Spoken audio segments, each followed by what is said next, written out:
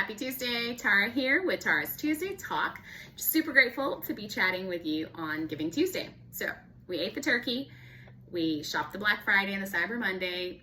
Time for Giving Tuesday. I love traditions. They're great. And this one is super important. They tag it on the end.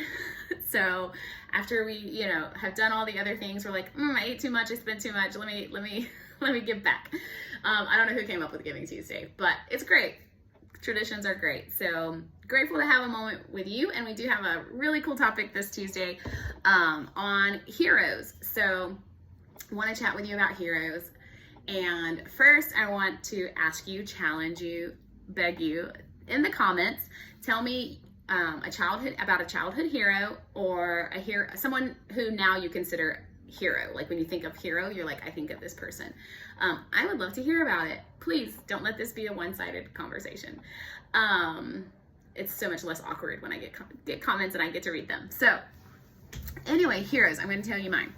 So childhood hero, there are several, of course, and always our parents, right? Like how did they manage and deal with us and stay sane? So thank you, parents. Always love you.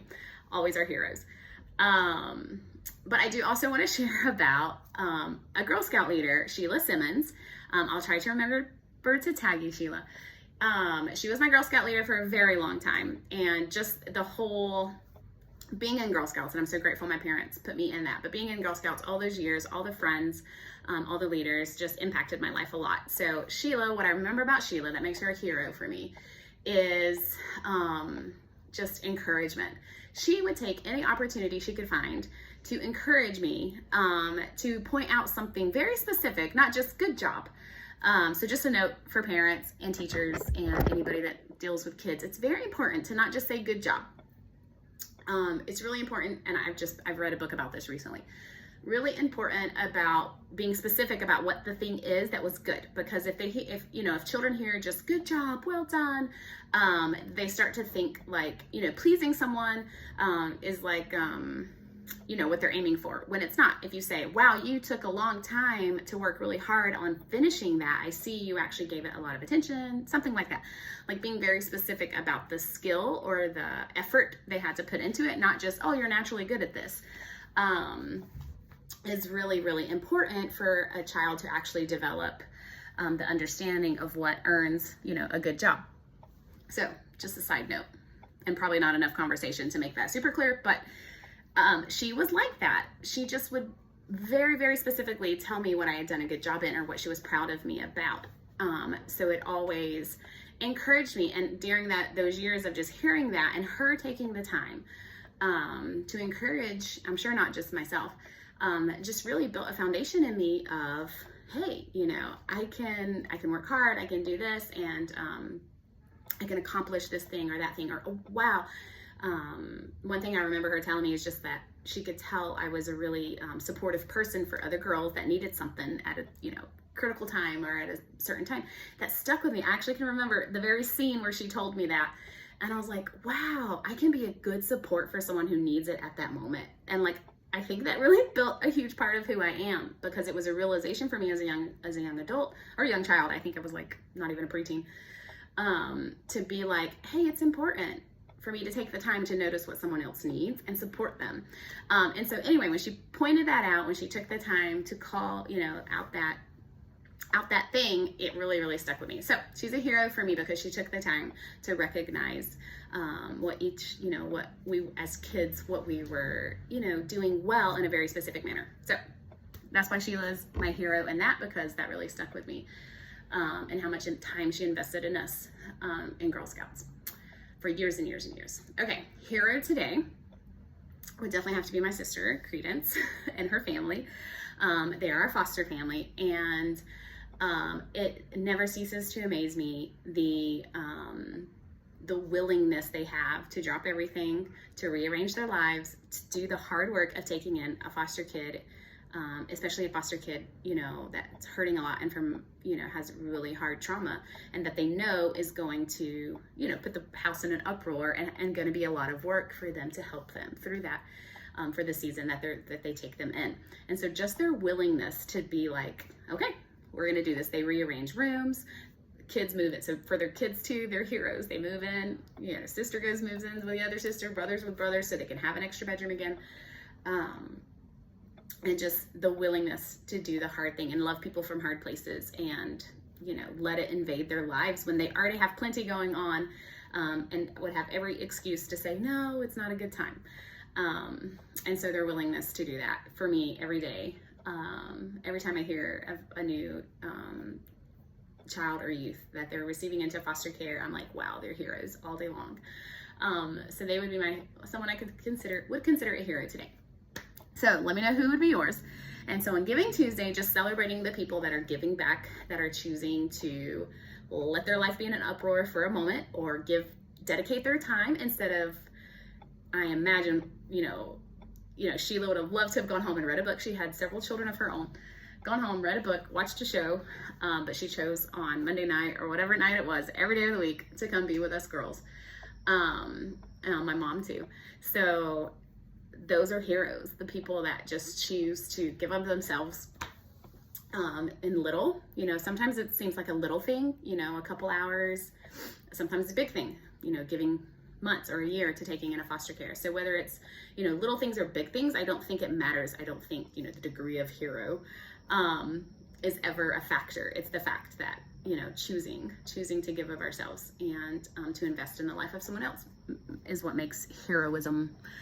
And obviously there's big degrees, you know, firemen who risk their lives and things like that. Bigger hero, you know, impact. But I think every single one makes a difference, and every single one is worth celebrating. So on Giving Tuesday, we're celebrating heroes, and we are launching our December campaign as Identity Mission to celebrate our local heroes, and you, the hero that have empowered them to be able to do the work that they're doing. And so starting out through December, we're gonna have our local heroes, hopefully regularly every Tuesday on Tara's Tuesday Talk, and I'm gonna let you meet some of them. And because this campaign is all about empowering locals, because as we've shared with you before, the impact you can have as the church, you know, the international church, this, from the United States, from Canada, those of you that support Identity Mission, the impact you can have by supporting Identity Mission is supporting and raising up a local that can be here for the families and the kids every day, all the time, right? They're trained, they're ready, and they're willing, you know, to give their time and dedicate their lives to social work, to the work of, you know, orphan care here in Honduras. And so we're going to celebrate them all December campaign. We're going to let them share their stories. We're going to get them on here. We're going to show videos and talk about empowering the local and the impact that has.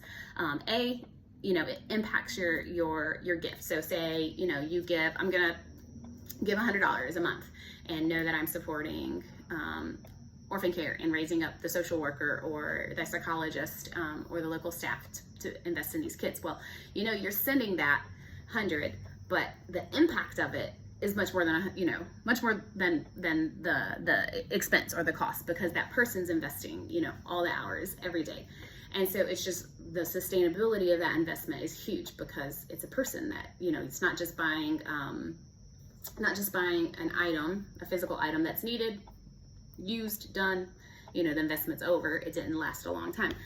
It's lasting a long time. The impact is much larger because it's investing in a local to be able to give their time, disciple, love, and all of those good things. And so we're going to celebrate local foster families. We're going to celebrate Identity Mission local staff.